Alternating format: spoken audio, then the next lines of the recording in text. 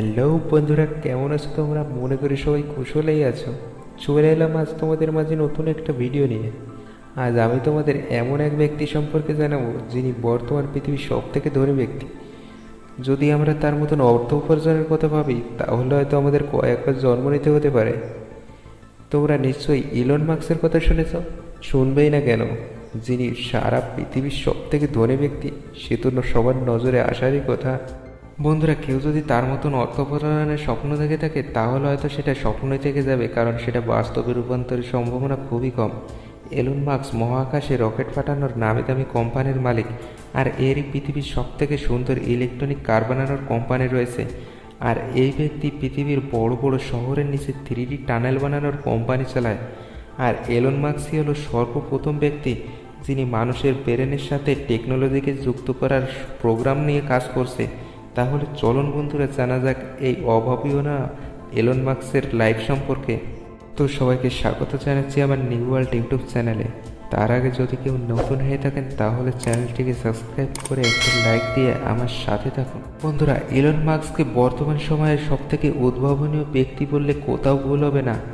এর ভাবনা চিন্তার ধরন ও কাজ করার ধরন সব থেকে আলাদা। এর ভাবনা চিন্তা সবসময় ফিউচারিস্টিক হয়ে থাকে। এলন মাস্কের মত অনুযায়ী কেউ যদি কোনো কাজে সফল না হয়, তাহলে তাকে হার না মেনে অন্য কোনো পথ খোঁজা দরকার। তাকে অন্য কোনো উপায়ে সে কাজে সফল হতে হবে। যেখানে সারা পৃথিবীর মানুষ বলে ফেলুয়ার নট এ অপশান, সেখানে এলন মাস্কের মত অনুযায়ী ফেলুয়ার ইজ দ্য অপশান। সে কোনো কিছুকে না বলা পছন্দই করে না। তার মতে আমাদের কাজের ধরন পরিবর্তন করতে হবে, তাহলেই আমরা সফল হতে পারব। তার মতে না বলে কোনো শব্দই নেই। এর প্রমাণ পাওয়া যায় এলন মাস্ক যখন তার মেয়ের নামে সংখ্যা ব্যবহার করেছিল, তখন নামে সংখ্যা থাকার কারণে ক্যালিফোর্নিয়া স্টেট অফ অথরাইজেশন এই নামটিকে অস্বীকার করে। কিন্তু এলন মাস্ক কি থেমে থাকার ব্যক্তি? সে তার মেয়ের নামের সংখ্যাগুলোকে রোমান ভাষায় লিখে যায়, যার কারণে তাদের নামটিকে স্বীকার করতে হয়। এভাবে সে সবাইকে বুঝিয়ে দিল যে যদি মনে ইচ্ছা থাকে তাহলে কোনো কিছুই অসম্ভব নয়।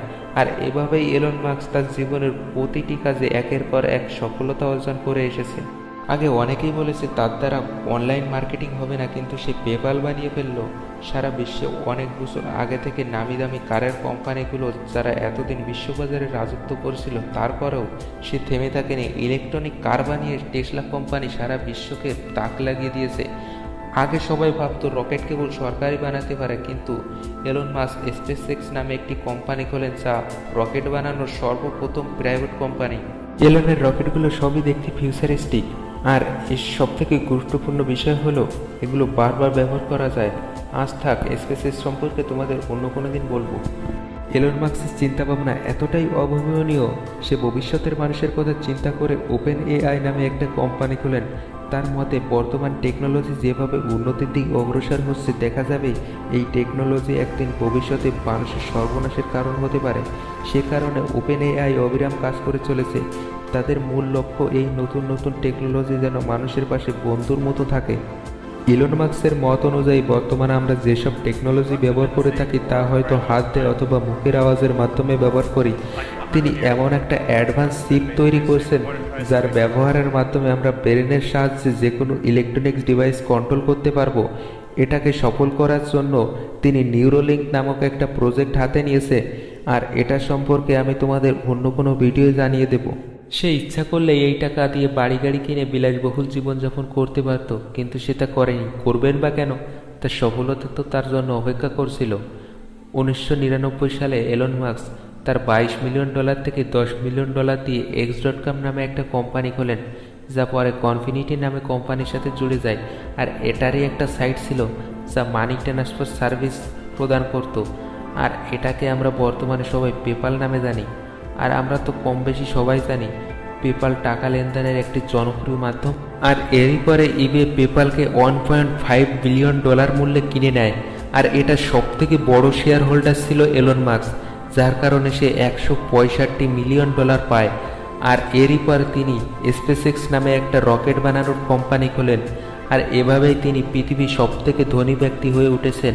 তার এই সফলতার মূল কারণ হলো সে কখনোই থেমে থাকেনি, একের পর এক কাজ করে চলেছে। তো বন্ধুরা, এটাই ছিল এলন মাস্কের বর্তমান অবস্থানে আসার কিছু তথ্য।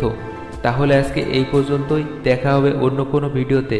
আর এলন মাস্ককে তোমাদের কেমন লাগে অবশ্যই কমেন্টে জানিও।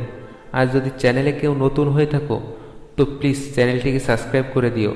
আর একটা লাইক দিতে ভুলো না, কারণ তোমাদের একটা লাইকের মাধ্যমে আমাকে আরও মোটিভেট করে নতুন নতুন ভিডিও বানাতে। তো বন্ধুরা, সবাইকে শুভকামনা জানিয়ে আজকের ভিডিও আমি এখানেই শেষ করছি। Bye bye.